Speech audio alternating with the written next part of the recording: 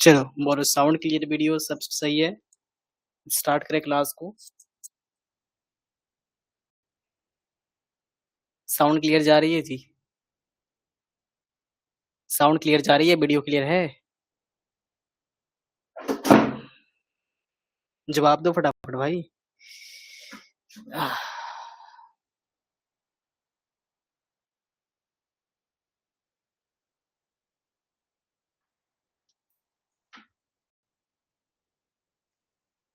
चलो स्टार्ट करते हैं क्लास को, है ना।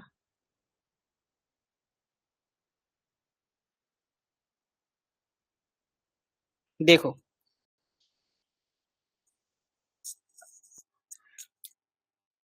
आज की जो टॉपिक है आप सबका वो है डेटा संग्रह की विधियां। टॉपिक क्या है? डेटा संग्रह की विधियां।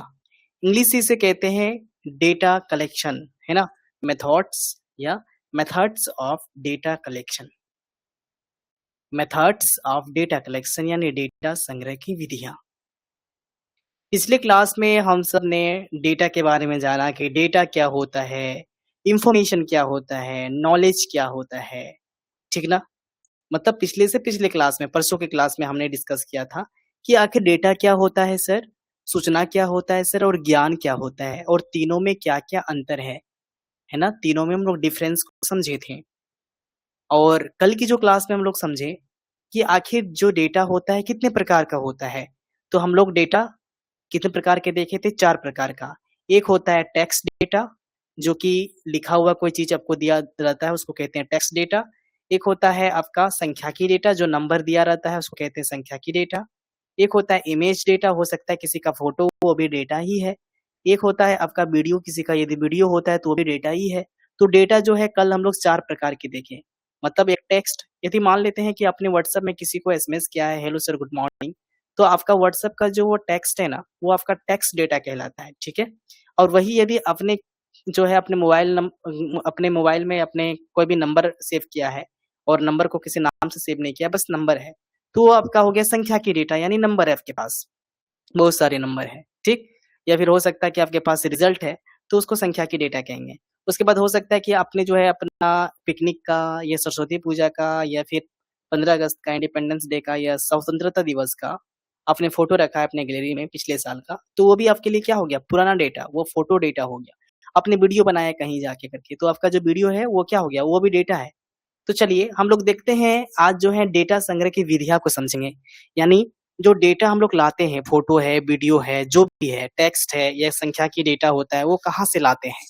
तो चलिए उसी मेथड्स को हम लोग समझने वाले हैं कि मतलब डेटा कहाँ से कलेक्ट करते हैं, ठीक है। कलेक्ट मतलब डेटा कहाँ कहाँ से प्राप्त करते हैं, ठीक है। विधियां, संग्रह मतलब होता है जुगाड़ करना। यदि मैं आपको बोलूंगा बाबू लोग तुम लोग ना सरस्वती पूजा करना है तुम लोग को, तो पैसा जुगाड़ करो, तो मैं कहूंगा पैसा संग्रह करो, तो क्या करेंगे? गांव से चंदा उठाएंगे, दोस्त दोस्त कोई मिलाएगा, टीचर के पास जाएंगे, है ना। हो सकता है कि गांव में अपने 10,000 कलेक्शन कर लिया, गांव में गांव के लोगों से 10,000 रुपया उठा लिया, चंदा उठाए, जो अब रोड जाम किए तो उसका मान लेते हैं 5,000 कर लिया, 15,000 मान लेते हैं, 5,000 अपने अपने दोस्त मिलाया तो 20,000 हो गया, और टीचर ने उधर से उधर करके आपको दे दिया 10,000, तो 30,000, तो 30,000 रुपया हो गया। तो मैं अब इसका मतलब क्या आ गया कि आपके पास जो पैसा आया वो अलग अलग जगह से आया है। कहाँ कहाँ से आया है? अलग अलग जगह से। पैसा आपके लिए मान लेता हूँ एक डेटा है, पैसा क्या है आपके लिए? एक डेटा है।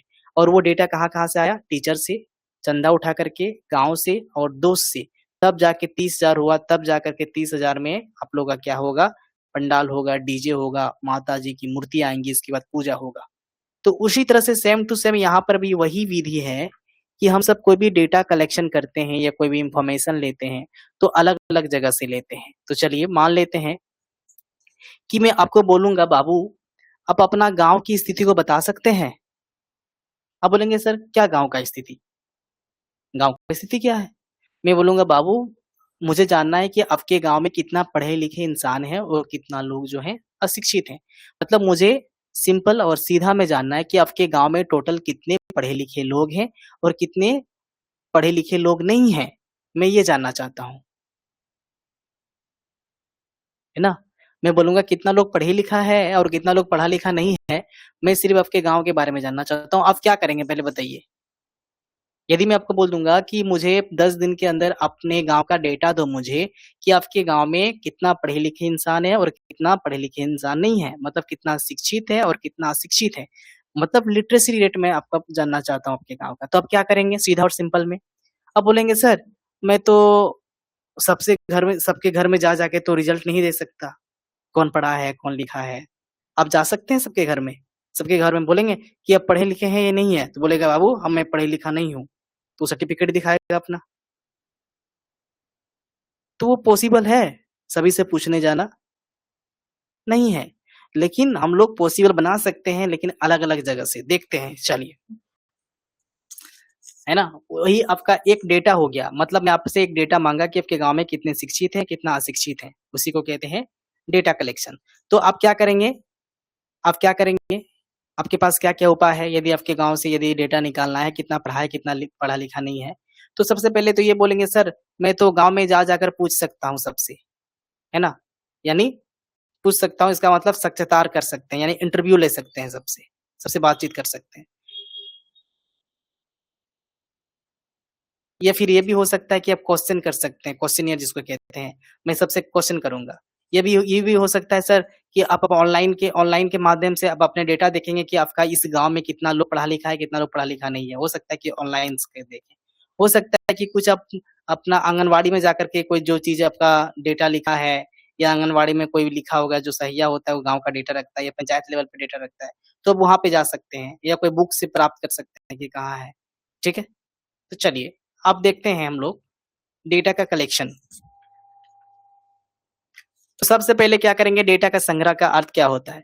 किसी विषय से संबंधित आवश्यक तथ्य और सूचना को विभिन्न स्रोतों से एकत्रित करना। डेटा का संग्रह का मतलब क्या होता है?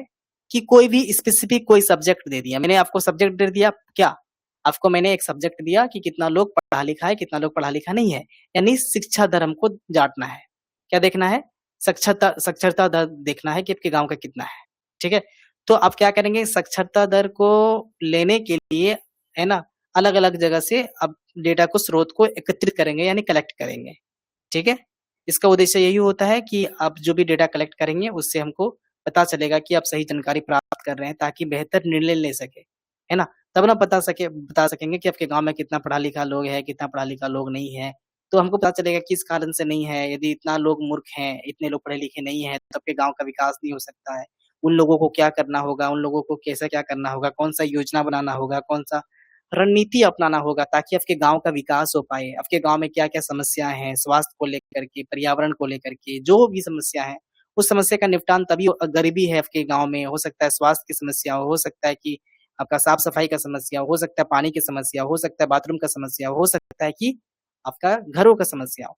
तो उस समस्या का तभी निपटान कर सकते हैं जब हमको पता चल पाएगा कि आपके घर की जो है, आपके गाँव की डेटा क्या है। समझ में आया? तो उसी इसी कारण से जो है डेटा संग्रह किया जाता है। अभी जनगणना चल रहा है, पता है? जनगणना मतलब गिना जा रहा है कि एक परिवार में कितने लोग हैं। सभी परिवार में सबके गाँव में जोड़-जोड़ के बताया जाएगा, फिर आपको आप राष्ट्रीय पोर्टल में देखेंगे कि भारत में कितना जनगणना हुआ है, मतलब कितने लोग हैं। अभी तो 2011 के अनुसार देखेंगे तो भारत में शायद कितना है, दो एक हज़ 1,41,40 करोड़ जनग एक स 1 लाख एक हाँ, 141 करोड़ जनता है। कितना? 141 करोड़ जो है जनसंख्या है भारत में। हो सकता है अभी देखेंगे, अभी गणना होगी तो 147 पहुँच सकता है। आपका अमेरिका ने दावा किया है कि 146 हो चुका है, यानी चाइना को पार कर चुका है भारत ने।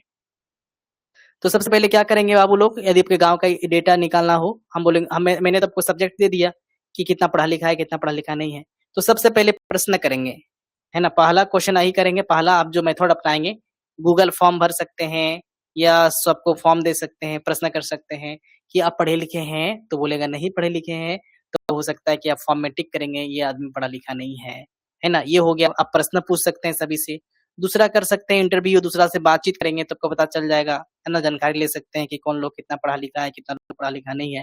हो सकता है एक टोला जाएँगे तो एक टोला में कोई आपको मिल जाएगा तो वो लीडर जैसा तो उससे बात करेंगे कि वो फलाना वो आदमी पढ़ा-लिखा है, उस फलाना का आदमी पढ़ा-लिखा है, उस परिवार में पढ़ा-लिखा है, ठीक है? वो कर सकते हैं या ऑनलाइन आप संरक्षण कर सकते हैं, ऑनलाइन आप ईमेल या ऑनलाइन फॉर्म भर सकते हैं और जानकारी आप इकट्ठा कर सकते हैं, है ना? ऑनलाइन फॉर्म भर दीजिए, ईमेल से जो भी दोस्त रहेगा आपको बता देगा कि ये पढ़ा-लिखा है, ये पढ़ा-लिखा नहीं, इस गाँव का इतना है, ये है। दस्तावेज हो सकता है, इसमें रिपोर्ट, रिकॉर्ड या कोई भी पुस्तक या न्यूज़पेपर, सरकारी रिपोर्ट या रजिस्टर या समाचार पत्र से आप प्राप्त कर सकते हैं कि इस गाँव में कितना लोग हैं। या हो सकता है कि न्यूज़पेपर में कभी-कभी दिया रहता है या फिर हो सकता है कि कोई सरकारी रिपोर्ट रहता है ब्लॉक लेवल पे। हो सकता है आंगनबाड़ी में कोई रिपोर्ट होता है कि कितना लोग पढ़ा-लिखा है, कितना लोग अपढ़ा-लिखा है। ये सारी चीज़ें जो हैं, ये दस्तावेज जिसको सेकेंडरी डेटा कहते हैं। ये ऑनलाइन के थ्रू से पता कर सकते हैं या बातचीत कर सकते हैं। तो जो फ़ाइल रखा जाता है ना बच्चा लोग, एक जो आप लोग कंप्यूटर सीखे होंगे तो बहुत अच्छी बात है, जो कंप्यूटर नहीं सीखे हैं, तो आप लोग सीख लीजिएगा क्योंकि फ़ाइल जो डॉक्यूमेंट्स रेडी किया जाता है, वो होता है टीएक्सटी जो एक्सेल में टेक्स्ट जो होता है, उसको कहते हैं टीएक्सटी टीएक्सटी डॉक्यूमेंट्स में जो होता है टीएक्सटी मतलब साधारण टेक्स्ट नोट्स संग्रहित करने के लिए उदाहरण नोट्स, डायरी इसको कहते हैं टेक्स्ट फ़ाइल। एक्सेल फ़ाइल क्या होता है जब डेटा जो है टेबल फ़ॉर्मेट में दिया रहता है, पता है? एक्सेल फ़ाइल में डेटा टेबल फ़ॉर्मेट में दिया रहता है, उसको एक्सेल फ़ाइल कहते हैं। इसमें डेटा का विश्लेषण कर सकते हैं, मार्कशीट, बजट या डेटा एनालिसिस के लिए काम होता है ये वाला। एक होता है आपका सीएसवी तालिका के रूप में डेटा संग्रहित और सॉफ्टवेयर के दूसरे सॉफ्टवेयर से करने के लिए डेटा एक्सपोर्ट्स या इम्पोर्ट के लिए या रिपोर्ट शेयरिंग कर सकते हैं। कोमा इसको कहते हैं सीएसवी ये तो हमको नहीं पता है बाबू लोग। आप लोग एक बार देख लीजिएगा सीएसवी भी जो है एक तरह का वो डेटा एनालिसिस के लिए ही है, डेटा रिकॉर्ड रखने के लिए ही है। इसमें बेसिकली आप देखेंगे तो डेटा को डेट एक सॉफ्टवेयर से दूसरे सॉफ्टवेयर में चेंज कर सकते हैं। ठीक? पीडीएफ पीडीएफ क्या होता है? पीडीएफ तो आपको पता ही होगा। अभी मैं आपको डेटा देता हूँ, मान लेते हैं ये नोट्स है, नोट्स क्या है? डेटा ही है ना? ये नोट्स आपको अभी जो है ना पीडीएफ फॉर्मेट में मिलेगा। अभी आप लोग को कोर्सेज़ में अपलोड कर दिया जाएगा तो फिर आपको देखिएगा आप देख पाएँगे कि ये पीडीएफ फॉर्मेट में है। मतलब डेटा जो एकत्रित किया जाता है आपका क्वेश्चन से, इंटरव्यू से, ऑनलाइन सर्वेक्षण से, दस्तावेज से, ठीक है? या फिर आप देख के भी कर सकते हैं। डेटा जो है ना देख कर के भी संग्रह कर सकते हैं। हो सकता है कि आप कोई गाँव गए, आपका आपने देखा कि ये लोग जो है बातचीत कर रहा है अलग टाइप का, जो अच्छे से बातचीत कर रहा है वो पढ़ा-लिखा है, जो अच्छे से बातचीत नहीं कर रहा है वो पढ़ा-लिखा नहीं है। तो आप देख कर के भी डेटा को एकत्रित कर सकते हैं, ठीक है? या मैं आपको बोल दूँ कि आपके गाँव का कंडीशन कैसा है स्वास्थ्य को लेकर के, कितने लोग कितने बीमारी से ग्रसित हैं। तो आप पूछेंगे अपने गाँव से, है ना? कितने लोग कौन बीमारी से ग्रसित है, इंटरव्यू ले सकते हैं, ऑनलाइन देख सकते हैं या फिर डेटा रिपोर्ट दे सकें, आंगनबाड़ी में जाकर पूछ सकते हैं कि कोई लोग कौन से कौन-कौन बीमारी से ग्रसित हैं। ये हो सकता है कि लोगों को देख कर के आप बता सकते हैं कि कौन-कौन सी बीमारी से ग्रसित है। और आपको एक रिपोर्ट बनाना है, हमको देना है कि ये गाँव का स्थिति यही है, पढ़ा-लिखा ये है, इतना गरीब है, इतना ये है, वो है। हो सकता है कि आपका जो डेटा मिलेगा ना हमको, वो आपका पीडीएफ फॉर्मेट में आप देख सकते हैं। हो सकता है एक्सेल में दे सकते हैं, हो सकता है नोट्स में दे सकते हैं, हो सकता है सीवीसी में दे सकते हैं। तो ये मतलब एक तरह से डेटा संग्रह का विधि है, डेटा अलग-अलग तरह से हम लोग जुगाड़ कर सकते हैं, डेटा अलग-अलग जगह से ला सकते हैं। और डेटा को हम लाएँगे तो डेटा फाइल फॉर्मेट में जो रहेगा, वो हो सकता है कि आपका फ़ोटो में हो सकता है कि टेबल फॉर्मेट में रहे, हो सकता है कि पीडीएफ फॉर्मेट में रहे। समझ में आ गया? तो ये आपका डेटा संग्रह है और डेटा संग्रह को किस तरह से हम लोग रख सकते हैं पीडीएफ में या फिर आप लिख करके रख सकते हैं कॉपी में, डायरी में, है ना? कॉपी डायरी में जो लिखते हैं वो टीएक्सटी होता है और जब ऑनलाइन आप भेजते हैं पीडीएफ भेजते हैं वो पीडीएफ होता है। या फिर हो सकता है एक्सेल में जब एनालिसिस करते हैं ना मार्कशीट, बजट जो भी होता है वो एक्सेल में होता है, ठीक है? चलिए, कोई डाउट हो तो पूछिए आप लोग फटाफट, यदि डाउट नहीं है तो फिर हम लोग नेक्स्ट दिन नेक्स्ट क्लास को करेंगे, जो कि बेहतरीन रहेगा, डेटा एनालिसिस करना सीखेंगे फिर।